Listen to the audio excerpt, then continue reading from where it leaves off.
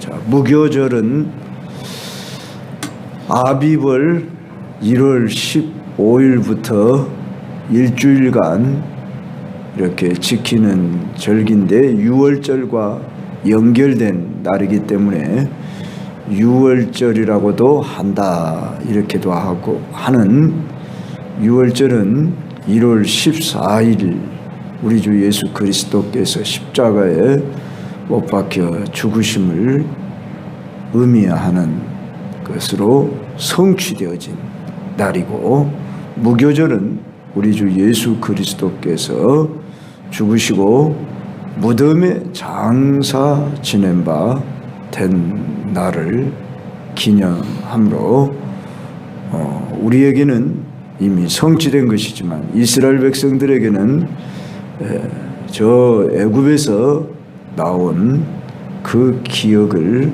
하도록 하며 무교병을 일주일 동안 먹어라 한 이 무교절을 지키라는 명령이 출애굽기만 해도 3번이나 나옵니다. 출애굽기 12장 거기 7절에 왔었는데 17절, 23장 15절, 34장 18절로 오늘 본문 20절에 이르는 3번에 걸쳐 무교절을 지켜라 이렇게 명령을 하고 있는데, 그 무교절을 지키라는 명령 중에 오늘 본문에서 3가지에서 우리는 무교절과 십자가의 관계 속에서 이 무교절의 의미를 살피고자 합니다. 그 첫째가 내 아들 중 장자는 다 대속하라. 20절에 그런 말씀이 나오고 있지요. 자, 장자는 무엇을 가리키냐 했을 때 이스라엘 민족을 선택하셨다 그 말입니다. 세계 열방 중에 너희들은 내 장자라 이렇게 선택한 성민이라는 뜻이죠. 즉 장자는 대속할 것이다 했죠. 그랬을 때에 이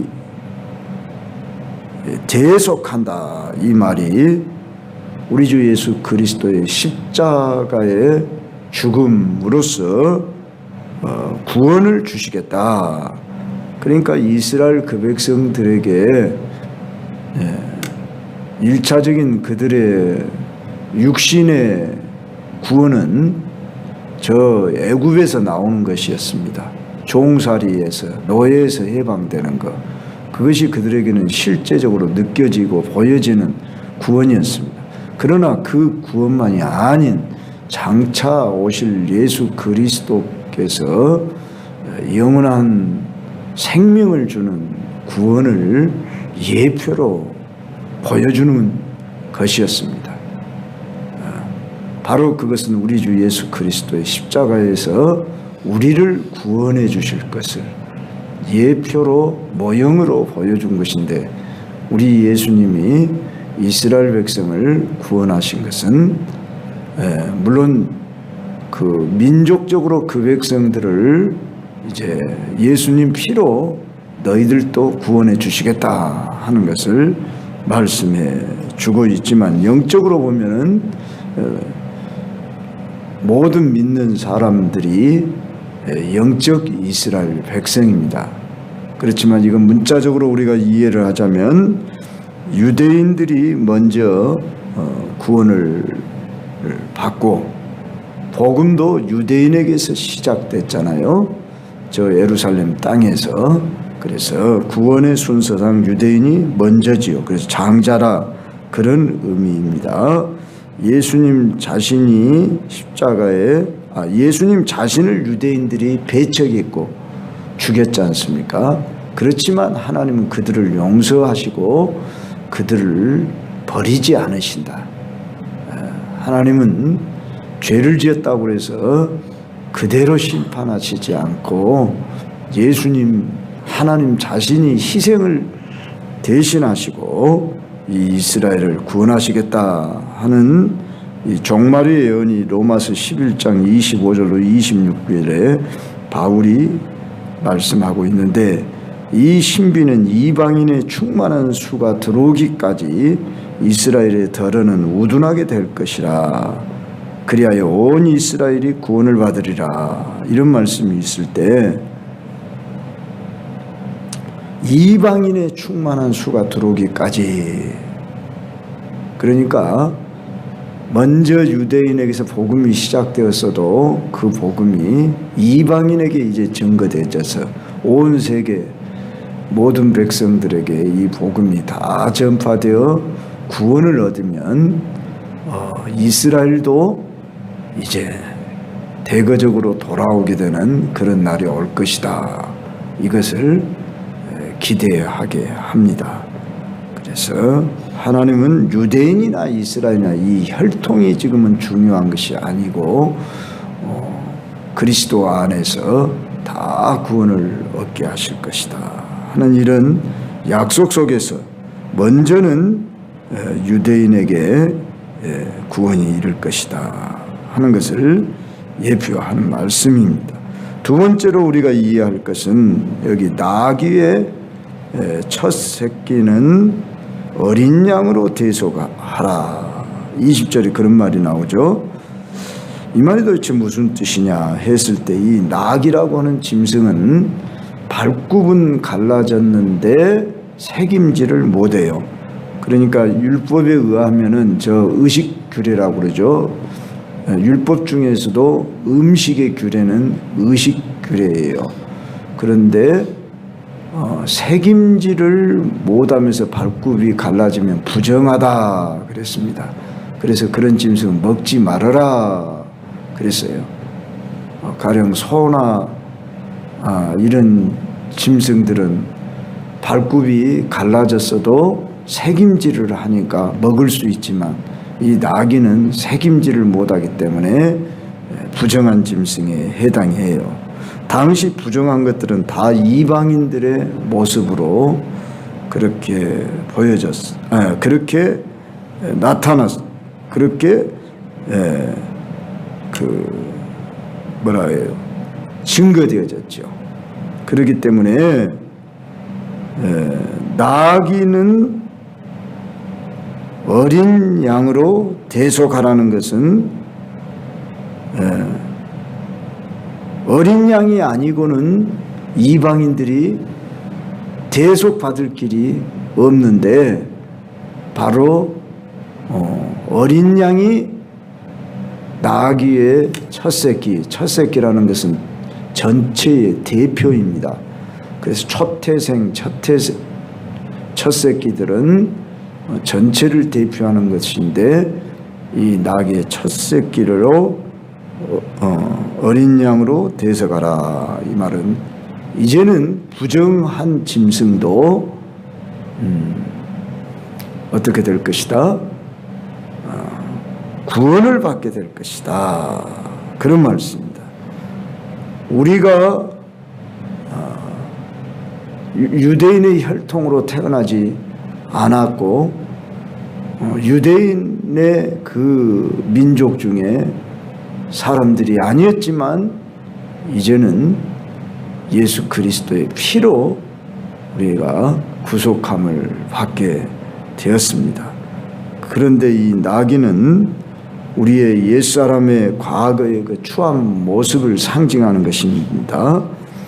우리가 나귀 같은 그런 자들인데, 무교절을 통해 모든 죄에서 해방될 것을 보여줍니다. 물론 나귀라는 짐승은 당시에 그 평화를 상징하고 겸손을 상징한다. 우리 예수님도 나귀를 타고 이렇게 오셨다 했을 때 참 나귀가 부정한 짐승이냐 꼭 그렇게만 말할 수도 없고, 그 시대는 아주 귀인들이 탔다고 합니다마는 이 나귀는 부정한 짐승이라고 율법에 그렇게 정했기 때문에 그 나귀로는 나귀 같은 그 모습으로는 도저히 인정을 받을 수 없는데 바로 무교절에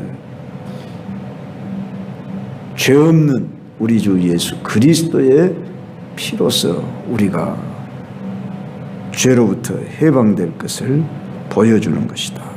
그래서 이제는 유대인이냐 이방이냐 상관없이 이방인도 유대인과 함께 우리에게 있어서 이 이방인이냐 유대인이냐 이 개념이 별로 우리는 실감나지 않지만 유대인 그들은 지금도 특권의식, 선민의식이 가득하지요. 베드로 같은 경우에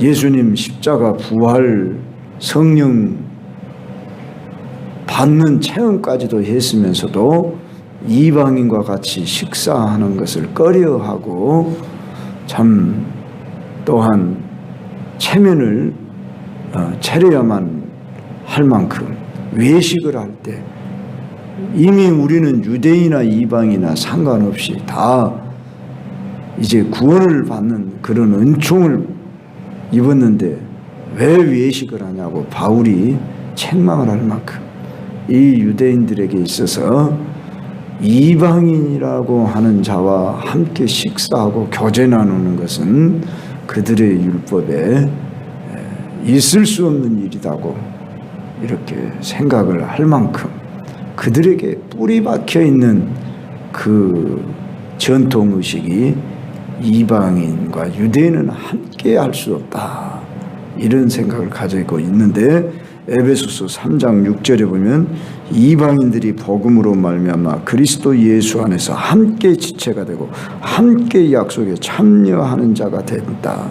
함께라는 말을 두 번 반복하고 있는데 이제 우리가 그리스도에게 지체가 되고 하나님 나라 유업을 받을 수 있는 그 약속에 참여하게 되고 베드로전서 2장 9절에 하면 너희는 택하신 족속이요 왕같은 제사장이요 거룩한 나라요 이렇게 말씀했다고 하는 사실.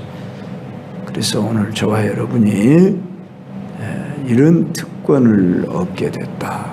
영광을 누리게 됐다. 이 사실을 기억해야 할 것입니다. 자, 이만큼 십자가 사건은 온 인류에게 구원을 주시는 신분이 상관없는 어떤 막힌담이 다 무너지는 이런 놀라운 사건이다 하는 것입니다. 성도 여러분, 우리가 믿는 이 예수님은 인류 역사의 중심입니다. 예수님은 떠나서는 이 역사를 이야기할 수가 없어요. 세상 사람들은 그것을 모르고 부인하고 살아가고 있지요. 그러나 우리는 가슴을 펴며 우리는 주후 2024년도에 지금 살고 있다고 말입니다. 이 역사의 분수령이 되시는 분이 우리 주 예수 그리스도, 내 마음의 중심이 예수 그리스도 십자가임을 알고 우리는 당당하게 이 세상에 선포하며 나아가야 할 것입니다. 유대인들은 그런 그 특권의식, 자존심이 있는 사람들이잖아요.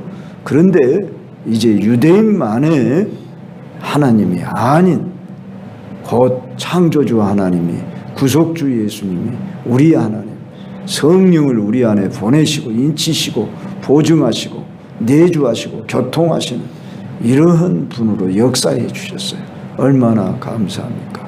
그래서 우리는 날마다 주 앞에 나올 때 기쁨의 잔치로 나와야 하는 것입니다. 이스라엘 백성들에게 이 무교절은 최고의 명절의 절기다 그 말입니다. 그랬을 때 너희들 빈손으로 내 얼굴을 보이지 말라 이런 말씀을 하고 있는 것은 하나님이 우리에게서 뭘 받아내기 위해서 그러신 것이 아니고 이제 너희들 이 날이 어떤 날인 줄 알고 그날을 기억하며 감사신앙을 회복하라는 말씀입니다.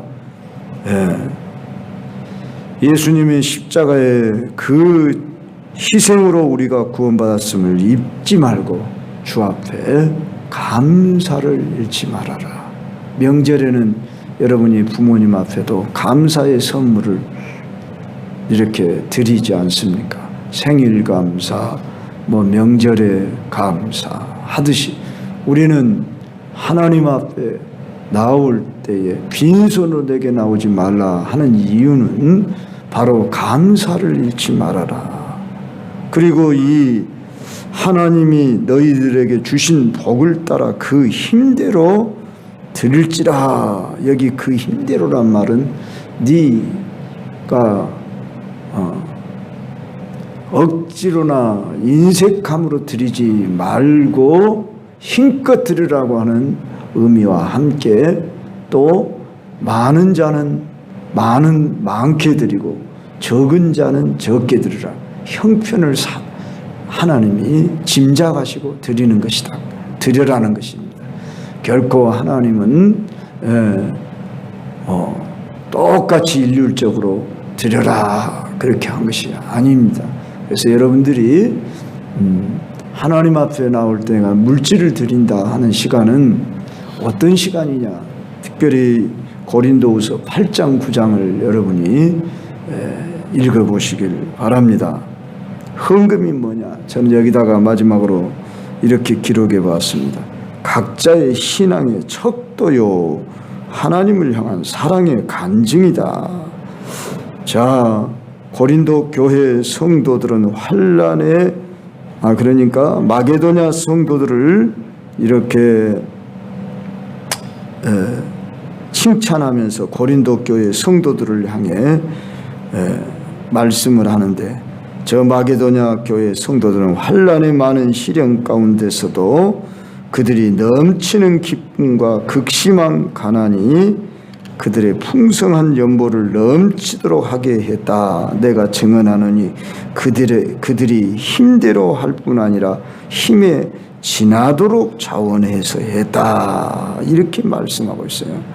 교회 생활하면서 우리가 헌금 드리는 시간은 나의 신앙을 증거하고 간증하는 시간이다. 이렇게 생각해야 돼요.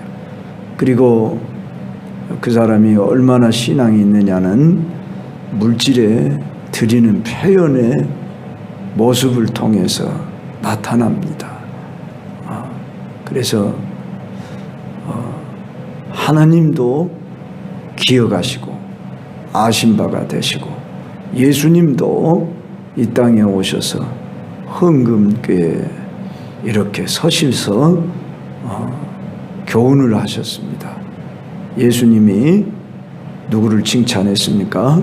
과부의 2렙돈을 칭찬했습니다. 그런데 과부에게 그 2렙돈은 전 생활비였습니다. 그래서 저가 가장 많이 하였느니라 그랬습니다. 그래서 하나님은 여러분들의 형편을 다 아십니다. 힘에 지나도록 최선을 다하는 헌금인지 그냥 모양만 갖추는 것인지 잘 압니다. 그리고 헌금에 따라서는 하나님이 물질의 복을 약속합니다. 고린도후서 9장 6절로 7절에 보면 이것이 곧 적게 심는 자는 적게 거두고 많이 심는 자는 많이 거둔다 하는 말이로다. 각각 그 마음에 정한 대로 할 것이요 인색함으로나 억지로 하지 말지니 하나님은 즐겨내는 자를 사랑하시느니라 그랬습니다.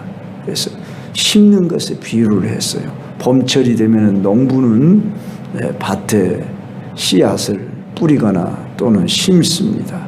그러면 자기가 가진 농토만큼밖에 심을 수밖에 없지요. 왜 농토를 늘리려고 합니까? 많은 수확을 기대하고 농토를 늘린 거 아닙니까? 왜 많은 씨앗을 뿌립니까? 많이 거두기 위한 것이다. 그래서 내가 헌금은 바로 심는 것이다 그 말이에요. 너희 보물을 하늘에 저축하라 그랬어요. 그래서 우리들이 드려지는 것은 허비하는 것이 아니에요. 없어지는 것 같지만은 하나님이 심는 것이라 말씀했어요. 그리고 하나님을 사랑하는 증거예요. 나는 하나님을 이렇게 사랑합니다. 여러분이 사랑하는 사람에게는 주고 싶은 것이죠. 하나님 앞에 여러분이 사랑을 고백하는 그 모습이 헌물이다. 그런데 그날이 언제라? 무교절이라.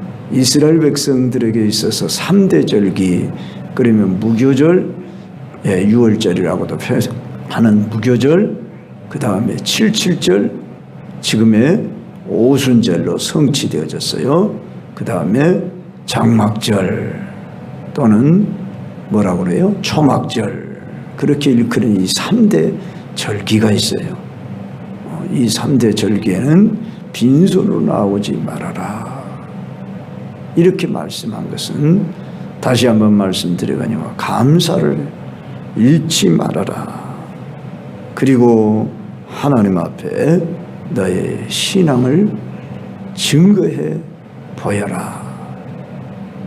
성도 여러분, 우리는 이런 오늘 말씀을 통해서 지금도 우리들이 이미 성취된 이 사건을 통해 우리 주 예수 그리스도의 십자가의 은혜를 기억하고 감사가 회복되어야 합니다. 어떠한 형편과 상황 속에서도 나는 감사할 이유가 있는 사람입니다.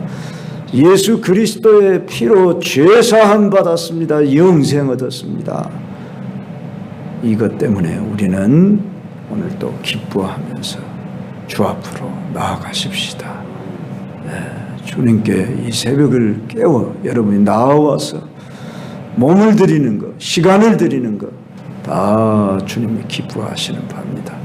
오늘 또 주께 영광 돌리는 한 날이 되시길 주의 이름으로 축원합니다.